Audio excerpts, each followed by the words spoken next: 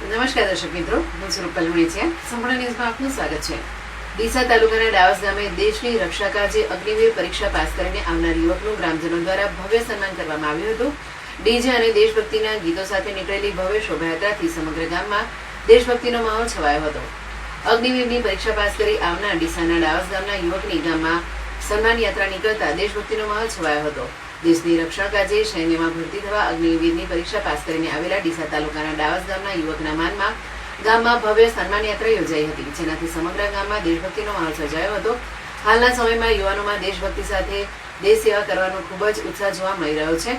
ત્યારે કેન્દ્ર સરકાર દ્વારા સૈન્યમાં ભરતી થવા માટે અગ્નિવીર યુવકોની સેના ઊભી કરવાનો નિર્ણય લેવાયો છે.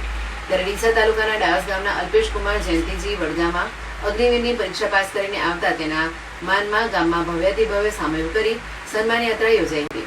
અલ્પેશજી ઠાકોર વડગામાં આર્મીની પરીક્ષા પાસ કરીને નાસિક મહારાષ્ટ્ર ખાતે પાર્ટિલરી સેન્ટર નાસિક ખાતે 6 મહિનાની ટ્રેનિંગ પૂરી કરીને તેમના વતન પધાર્યા હતા, જેમાં સમગ્ર ડાવસના ગ્રામજનોએ તેમનું સામૈયું કરી ગામમાં ભવ્ય સન્માન યાત્રા નીકાળી હતી, જેનાથી સમગ્ર ગામમાં દેશભક્તિનો માહોલ છવાયો હતો.